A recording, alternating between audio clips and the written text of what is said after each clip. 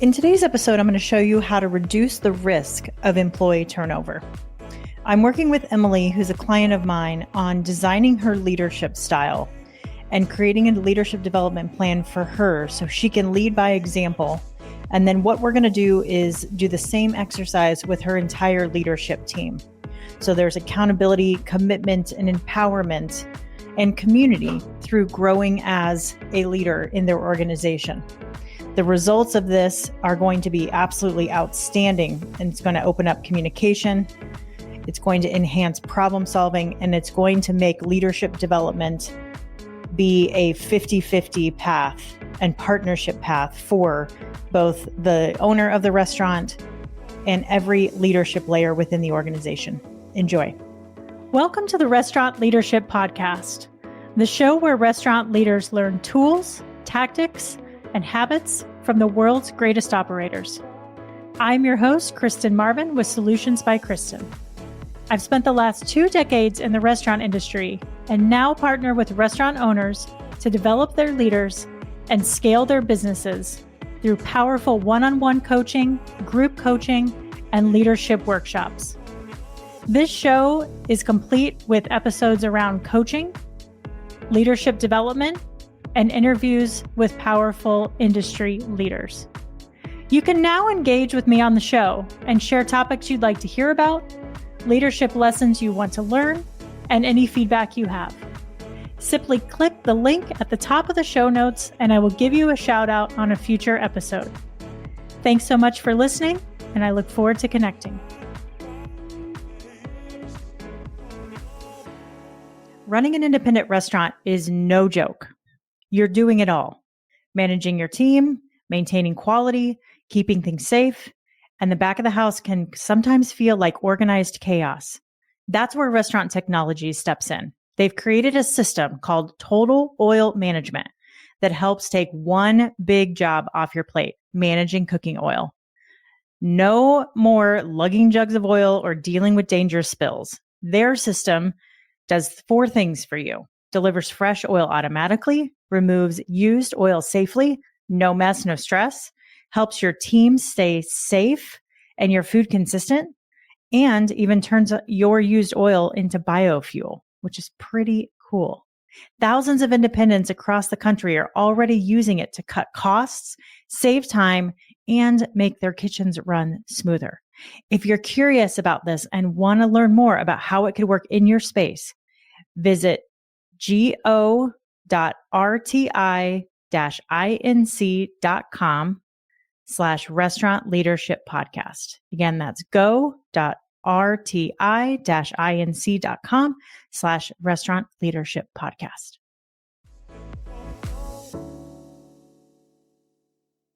Emily, we are going to spend some time today coaching through how you want to show up as a leader.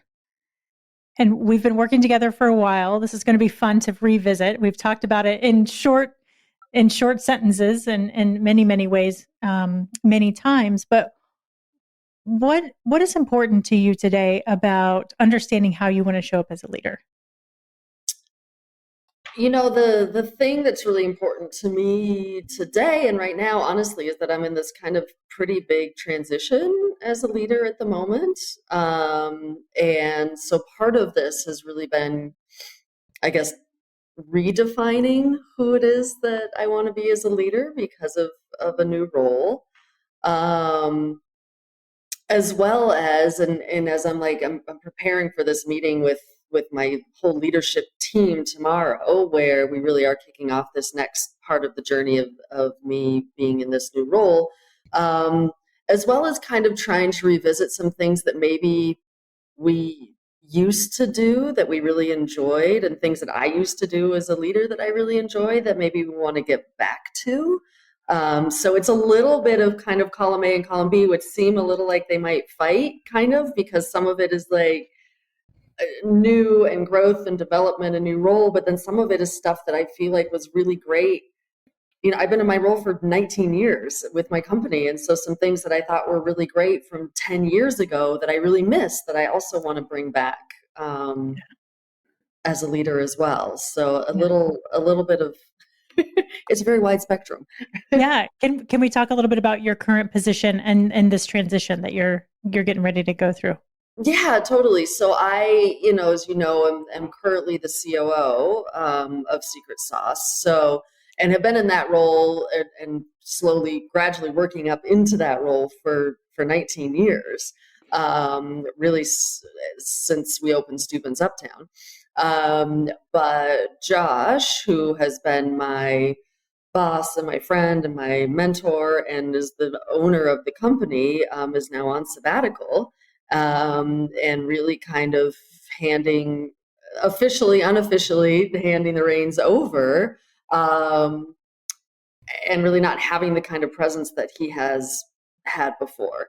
And the reason that it's a big deal is the day-to-day and the logistical, like, I've been doing this job for a very long time. So it's not one of those where people are going to be like, whoa, this is going to be brand new as far as like what my day-to-day looks like. But Josh's voice, which has always been very present in the company, is gone. Like he's fully, I terminated him out of all of our systems yesterday or 2 days ago. Like he literally he can't access financial statements. He can't get into Toast. Like even if he wanted to, he couldn't because he is not an employee on any of our systems anymore. So it's a pretty big transition just in terms of, I think it's more kind of figuratively than operationally, because I'm the last tier, whereas there's always been kind of just one more tier of things of people that I could bounce ideas off of, or if it was something that quite frankly that either I didn't feel equipped to deal with or didn't care to deal with, I could kind of like shovel it over to him. And I don't have that person right now, Yes. which is kind of a big deal. If you are feeling the pressure of rising costs and staffing shortages or supply chain chaos, you are not alone. The truth is the economic forecast may be shifting, but your restaurant still needs to keep moving forward. That's why I'm headed to the 2025 National Restaurant Association show happening May 17th through the 20th in Chicago. This show is built for operators like you, offering real solutions for real challenges, from cost-saving equipment to strategies for navigating today's tough labor market. Plus, you'll get access to cutting-edge technology, menu innovation, and expert-led sessions that'll help you stay resilient no matter what the market throws your way. And I'll be there, and I'd love to see you too. Here's a bonus for you too. Use my promo code Kristen25 at checkout and get $25 off your Expo Show badge. All you have to do is go to nationalrestaurantshow.com to register and grab your ticket. Don't wait though, because this offer expires May 9th. The 2025 show is where the future of food service comes to life. Don't miss it, and I hope to see you there.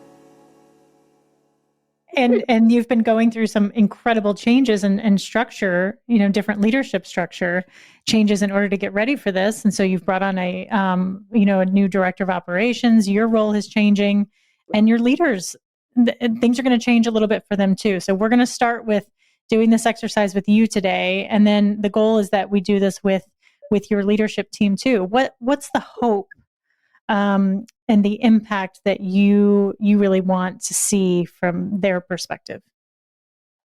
In terms of working with you, or just in terms of identifying their leadership style and really building a leadership development plan for themselves. Okay, cool. So the thing, big picture, and I don't know that this exactly answers your question, but what is living in my head right now is two different things that I want to get to. One is I really want to strengthen the teams to where they have the focus and the skills and the empowerment to function the two restaurants as independently functioning restaurants, if that makes sense.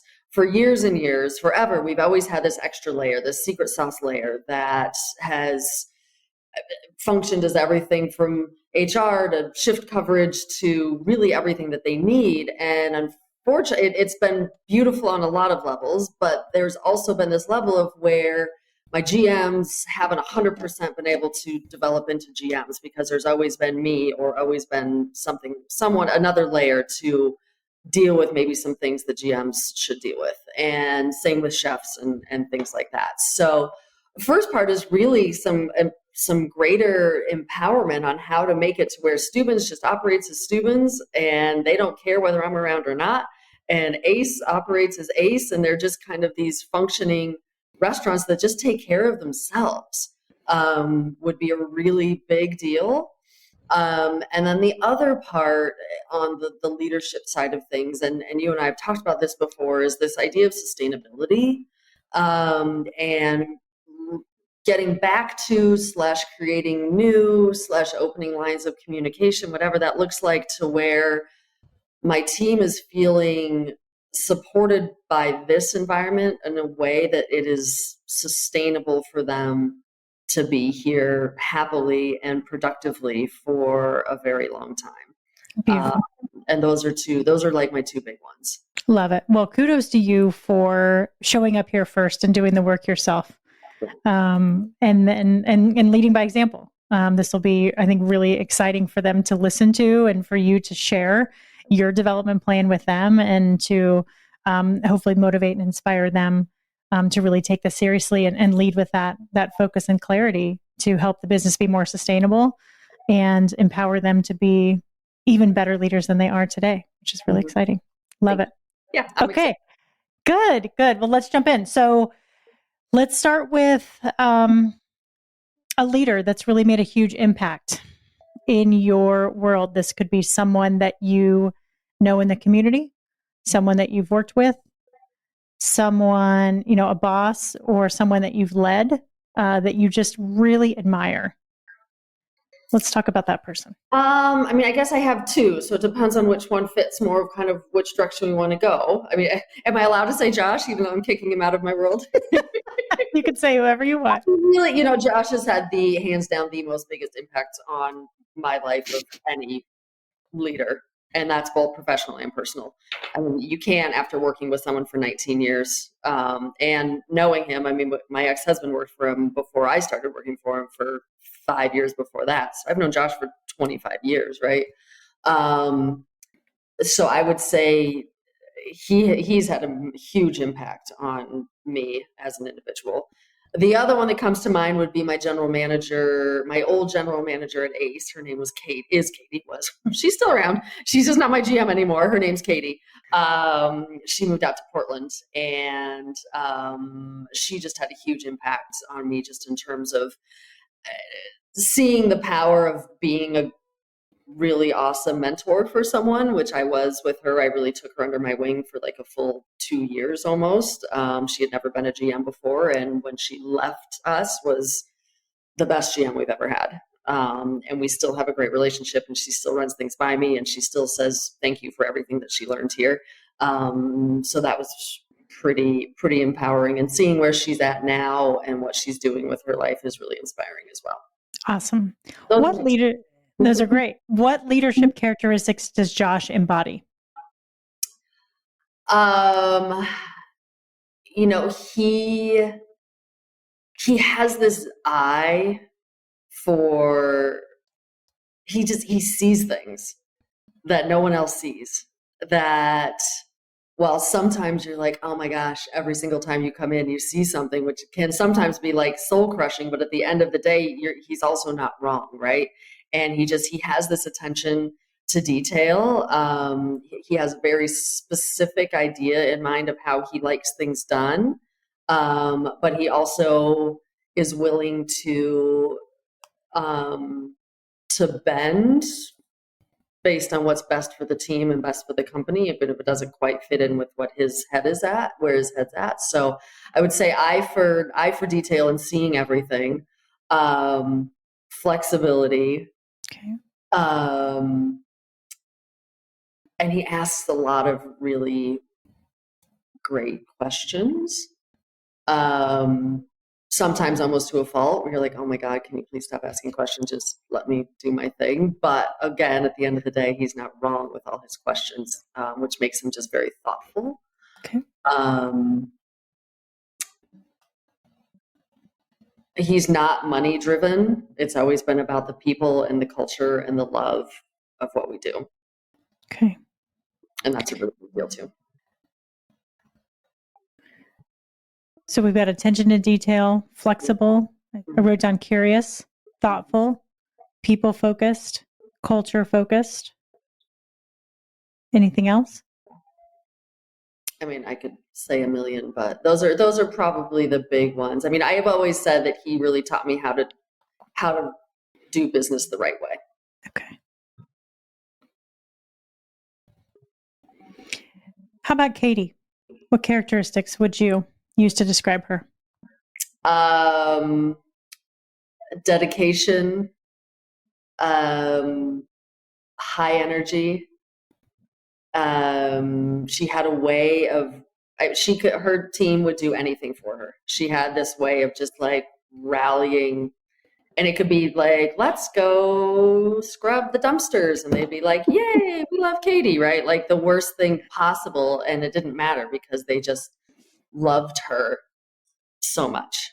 How would you describe that? What's that? How would you describe that in one word? What the staff felt, or that characteristic of hers? That characteristic of hers. In one word, Kristen. I mean, that's a leader. Yeah. Right? That's a leader.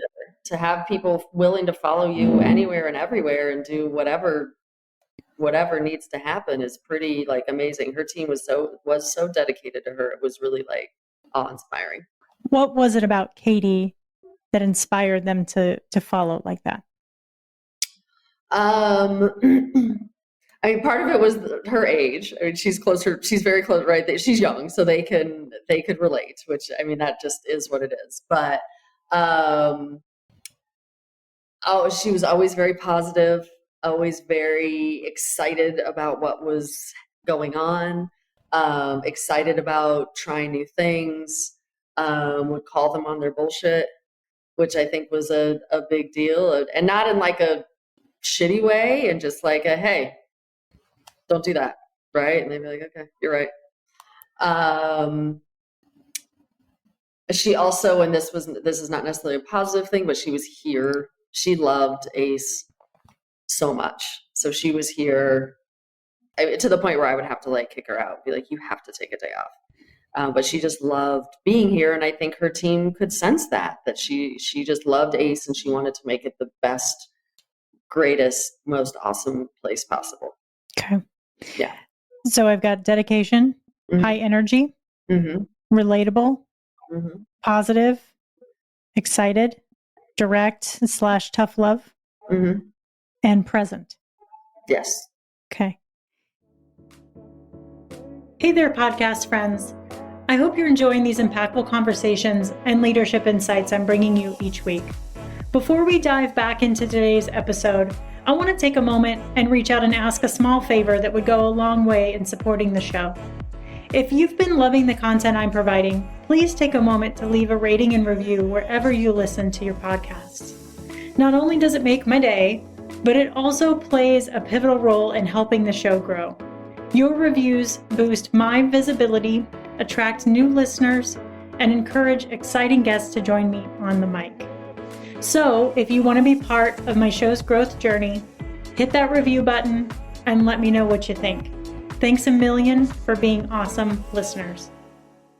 If you were going to pick 5 of these characteristics that you wanted to embody, or you may have your own list based off the work that we've done together of how you want to show up as a leader, what would those 5 characteristics be? I'll think of 5. They may live, I can't remember what's on that list, but I'm 47 years old. I can't remember anything. I would say the things that I want to, out of that list, or what's in my head, the 5 biggest ones for me, motivational,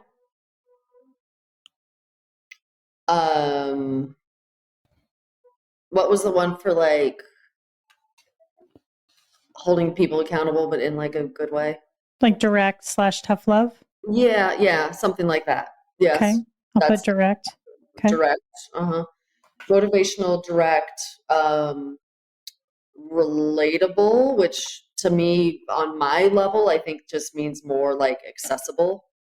I know that I'm not necessarily going to relate on the same level that Katie did to her 23-year-old peers, but I do want to make sure that there's a comfortability with addressing me, or coming to me with their things.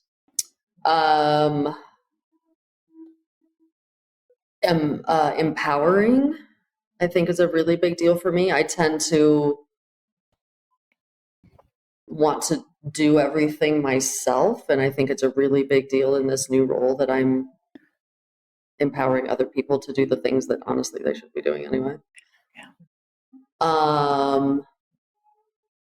And probably high energy. Like I want to make sure that I can exude just how dedicated and committed and excited I am for making these businesses greater than they are. So I don't know if that's in the high energy. I don't know what that is, but yeah. Okay. So we've got motivational. For me, that's good. Yes. Yeah. We've got motivational, direct. Mm-hmm. And then I wrote accessible / approachable. Yeah. One of those words speaking to you more than the other? I'd say approachable. Okay. Mm-hmm. And then empowering and energetic. Yes. Okay. I'm going to ask you now to rate each of these on a scale of 1 to 10. So 1 is it's hardly showing up at all. 10 is you feel like it's firing on all cylinders every day. So what's happening currently? Yep. Yes. Okay. Yeah, where you're at today. Exactly. Okay. So let's start with motivational. Where would you rate that on a scale of 1 to 10? I'd put that probably an 8. Okay. Mm-hmm. How about direct? I'd also put that at an 8. Okay. Approachable? This one's a funny one. I'd like to say 10 because I'm always just like, come and talk to me. And I'm here and I'm literally in the buildings all the time. And the staff has my cell phone and my email. But anytime I check in with someone, they're like, I was scared to talk to you. So 8? I don't know. That's a funny one because my perspective is different and not my management team so much, but like the rest of the staff. Mm-hmm. Okay. Yeah. Sure. How about empowering? Oh, I'm getting there. I'd put that one maybe a little bit lower, maybe like a 7. Okay. And energetic? I'd say a 9. Okay. My energy is really good right now. Okay. How are you showing up today as a motivational leader at an 8? What does that look like? Why it's not higher is I think that I'm working on my style in terms of what I continue to realize, and I think this is something that we learn as leaders for years, and we continue to learn, is that everyone is motivated differently. And whether that's from an email or a text or a let's grab a drink or whatever that is. So I think it's only at an 8 because I do know that I needed to put some more work into really making some additional connections, at least with my leadership team, on how they're best motivated, so then I can work to do that better for them. Okay. How are you showing up as an 8 as far as a direct leader goes? Mm-hmm. I've always been really direct, but the interesting kind of shift that has sometimes takes place is, as a leader, and depending on the timing and what your team looks like and the world and all that kind of stuff, sometimes you get a little worried to be too direct because you're scared of losing someone, if that makes sense. Yeah. So again, I think circling back to kind of just communication styles with the team and making sure that I'm resonating there, but making sure that I am connecting on a personal level with my leadership team, because then if we already have that connection, then having the tough conversations is easier. Mm-hmm. If that makes sense. So if there's someone that you haven't asked how they're doing in a few weeks, and then you just go up to them and be like, hey, you suck. The directness doesn't work, right? But if you've done some vibe checks, you've done some energy checks, and you know what's going on in their world, and then you go up and say, hey, I know you're going through it with your grandma, because we talked about that yesterday when I just checked in on how you were doing, but these are some things that slipped through the crack yesterday. That directness gets a little bit easier, and that fear of them being like, fuck this place and I'm walking out, starts to kind of like dwindle. So yeah. Okay. How about approachable at an 8? How are you showing up today? I don't know. I feel like I show up really good, Kristen.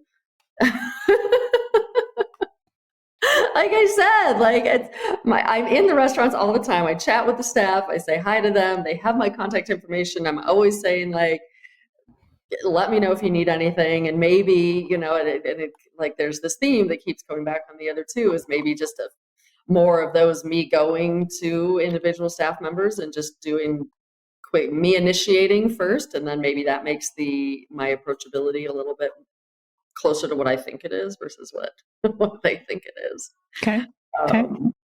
Yeah. So I think that's probably the opportunity there as well. Okay. How about empowering at a 7? I'm getting there, with Ben, my new director of ops. He's only been here with me since the middle of December. And like I've shared with you before, he's awesome, and he's showing up in great ways. And I've been really pleased with where we've landed with him. But it takes a while to build a new dynamic. And so my ability to empower him to do more, it lies more on me, as well as just building a new team dynamic than anything else. So, maybe I don't know, you call it trust issues. I don't know what you call it. Okay. With him, but also then with my team, it's actually funny that you asked this question. Yesterday I spent probably 45 minutes of my day sending emails to people. And these are people that are on my team, as well as external people that I'm waiting on things for, literally saying the same thing.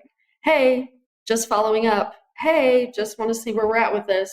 Hey, just saying hi, you owed me this. And I hate it. It's like the worst part of my job is having to follow up with people, because inherently I'm someone that will say, do this, or I need this, and I trust that it's going to happen. And I'm not great about the follow-up, because I just assume that everyone else in the world is going to follow up and do their job, but then they don't. And so then I don't trust that it's going to happen. And then so then I have a hard time empowering them to do more or do anything, because somewhere in the back of my mind, I'm like, well, you know what? I asked you to do this thing and I had to follow up 3 times. So yeah, here's where we're at, right? But maybe I just need to empower. I mean, I guess then Ben needs to be the follow-upper. He can spend 45 minutes a day on the email saying, just follow it up.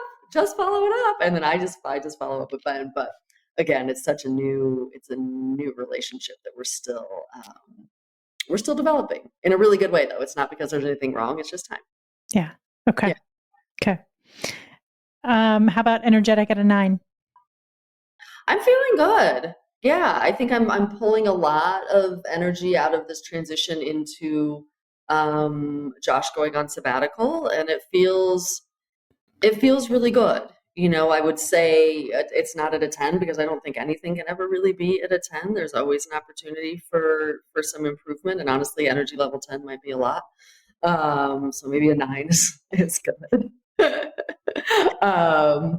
But overall, and I think Josh definitely sensed it before he left. I don't think he would have left if I was at the same kind of energy level that I was last fall with everything. His comfort level of taking the sabbatical would not have been there. But I think I'm showing up in a really positive, great way that feels really good. Okay. Awesome. Yeah. Unlock the skills to transform your leadership with the Hospitality Leaders Roadmap. Move from ordinary to extraordinary. packed with practical strategies to lead with confidence and create lasting impact in your restaurant. Visit kristenmarvin.com/audio to download your free audiobook today. Let's talk about where you want to be. So again, let's go back to the scale of 1 to 10. So you're currently at an 8 as in terms of motivation. Where do you want to be? I mean, better at all of them, right? I mean, again, I don't know that I would ever say 10 on anything, because to me, 10 indicates that I don't have any room for improvement. And I don't think that that's ever the case. So bumping all of these 8s to 9s, bumping everything to a 9 would be, I think, to me, probably the highest rating that I would ever put out there for myself, if we're not doing decimals, which I'm not doing decimals. Okay. So we've got motivational, direct, approachable, empowering, and energetic all at a 9. Yeah. Okay. That would feel great. Who are you at a 9 from a motivational perspective? I'm really confident, because I see that my team is feeling motivated, and when they're feeling motivated, then they're getting things done, and then I'm able to empower them to do other things because they're motivated, and then I have the confidence to trust that it's all happening. Okay. So I think confident Okay. and proud, of them, right?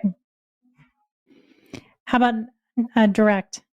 Who are you when you're direct at a 9?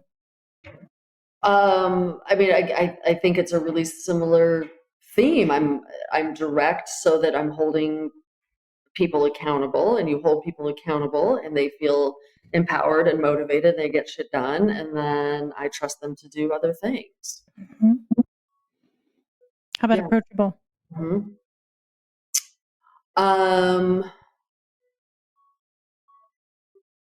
Gosh, I feel like it's all the same word. It's all confident, right? Because when you're approachable, you feel confident that your team, regardless of whether it's a server or a busser or the director of ops, you feel confident that they will come to you when there is an issue that they feel like they need your support on. And that's a really big deal, right? Because we've all been blindsided by that manager that comes to you and is like, here's my 2-week notice. And you're like, whoa, I thought we were all good. And they're like, well, no, I've been fucking miserable and I got to get out of here. And like, oh my God, if you'd only talked to me a month ago, we could have fixed this. And that shakes your confidence, right? Because then all of a sudden you're looking around at your entire rest of your team, you're like, who's about to quit? Anyone could walk out at any moment. Yeah. But if I'm feeling fully approachable by my team, then I'll have that level of confidence that we're really solid. Okay. And that fear that they're all just going to walk out on me. And not that I don't function in that, but you know what I mean? Yeah. I don't wake up every morning like bracing myself that my entire team's walking out. That certainly doesn't cross my mind, but yeah, it's happened to all of us before. It sucks. How about empowering? Who are you at a 9?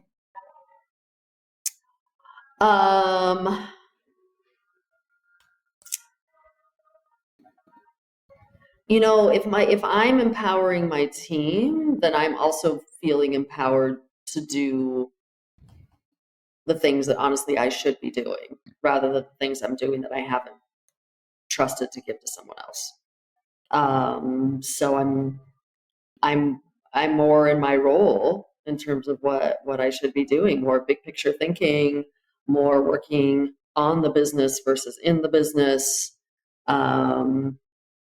enjoying my days off and not having to plug in and check in and see what's going on. So I have more energy and I'm feeling rested and balanced. Sounds like there's a sense of freedom. Yeah. Well, happy.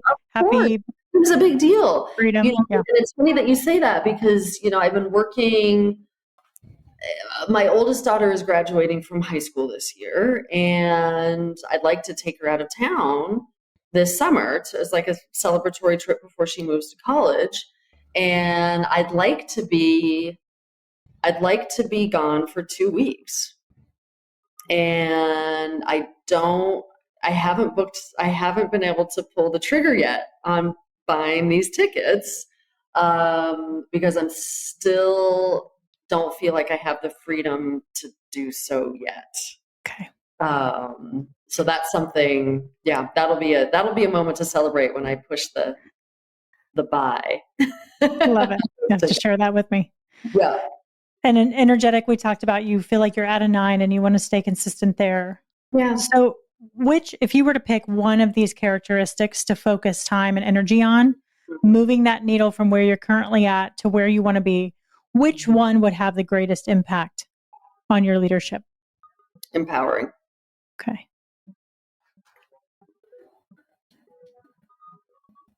Say more. That one, by empowering the team, it really impacts so many more of those, right? If my team is empowered, then my energy is great. And if my team is empowered, they are also motivated because they are feeling like they have the empowerment to do what it is that they are feeling motivated that they wanted to do.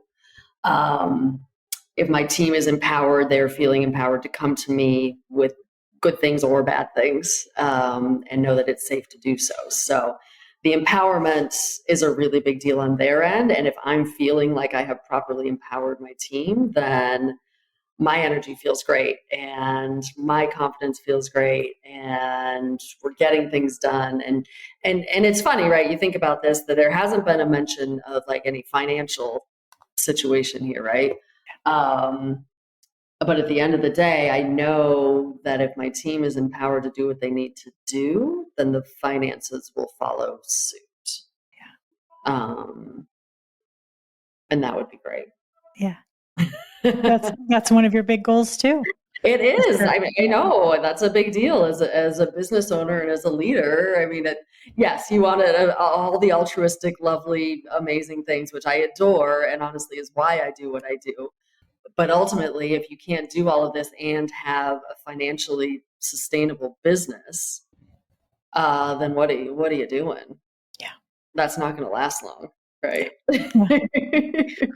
So what's one tiny step you can take to move the needle on empowerment from a 7 to a 9?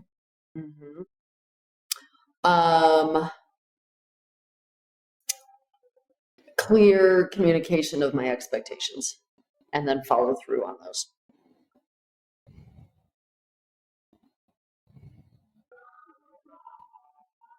If I can say to my chef, you know what, for the last 19 years, I have analyzed food cost every week to make sure that everything's great. I don't want to do that anymore. I'm going to show you what I do. I'll show you what my expectations are on a weekly basis for it. And I would like you to do it moving forward. Right? So communicate what needs to happen, share any kind of skill development that needs to happen around that, explain what I'd like to see, and then move on. What's the expectation that you need to communicate clearly right now? That this is going to happen, that I'm going to start empowering people more. I guess I need to give the expectation that's the more big picture expectation of here's what's going to change and why. So, coming at you with some conversations and some AORs and some expectations. And this is what's going to happen in terms of follow up and all of that kind of stuff. And when would you like to communicate that and how? That's happening tomorrow. I love when I can answer your question with something I've already put together. That's happening. It's happening tomorrow. It's my first full kind of leadership meeting that I'm hosting since Josh is on sabbatical. And a lot of it is just my vision of some changes that I want to make, and nothing sweeping, nothing like Ace is a pizza restaurant now and not an Asian restaurant or anything wild like that. But just how I want to see the dynamic be and what the expectations are. So I will be communicating that as a full team meeting tomorrow at 9 a.m. And I'm really excited about it. Perfect. So in 35 minutes, Yes. we've just created a development plan for you, and you're going to be able to communicate to the team that your main priority from a leadership development perspective is to work on empowering your team. And you're going to set very clear expectations for them tomorrow, and then start delegating and teaching them the skills and following up to make sure that things are getting done as they need to your level of expectations and standards. Correct. Okay. Yes, we were very efficient. That's because my computer is about to die. Okay. Perfect. Maybe it's this program. I was at half battery and now it's like red. I don't know. It might be the video drains it. So these plans are beautiful because you can take this. You've got 5 characteristics to move the needle on. You're starting with 1. You can come back to this plan over and over and over again each year, multiple times, and continue to move the needle. So now you've got a personal development plan for yourself. You can share this with your team so they know what you're working on. We're going to build these for your team and they can share them with you too. So it's all about one tiny step, just creating that awareness around how you want to show up as a leader, understanding where you're at today, building a vision on where you want to go, and then just creating that path with each of those tiny steps. This is development. Cool. Awesome. One question on that with the team, and I'm so excited that my team is going to have a chance to do this with you. It makes me really happy. Is it as the employer and the person that is funding these sessions, is it a requirement that they share with me, or do you give them that choice, or what's the confidentiality expectation with all of this? Or yeah, typically because I've done this exercise with groups before. If this is a ticketed event and it's kind of open to the public and I invite people to come in and do this as a group, I challenge them to take these plans back to their direct boss and share them so that there's collaboration and partnership together on this development, because it's wonderful if a leader can say, here's what I want, but then the person that's leading them also needs to have a say, in my opinion, of being able to say, here's how I'm going to support you and help you with this, whether that's through accountability and check-ins or providing additional resources in order to help that development come to success and fruition. Now, if somebody is doing a coaching session with me one-on-one, there's always confidentiality, unless we're recording, of course, for the show. Right. There's always confidentiality there. And so, but also as part of that, I do challenge them to do the same thing and take this back to their boss, because again, just same thing as I said, there's responsibility. I believe leadership development, the responsibility falls on both the employee and the employer. Mm-hmm. And so you can't, it's going to be a lot more difficult if an employee holds that leadership development plan to themselves. Yes. And there's so much more opportunity and potential if they're sharing it with other people so that they can celebrate those things and figure out what's getting in their way of being the leader that they want, and then figure out how to overcome those challenges. Yeah. So if somebody can really master a plan like this and then turn around and start teaching this to their other hourly employees or their other leaders that they're overseeing, and create a culture of development throughout the entire organization, that's the goal. Yeah.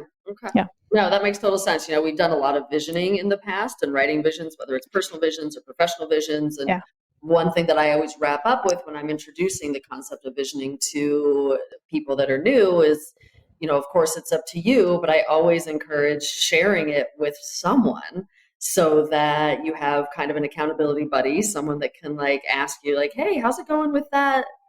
Whatever, learning how to macrame or whatever is on your vision. How's it going with that? Yeah.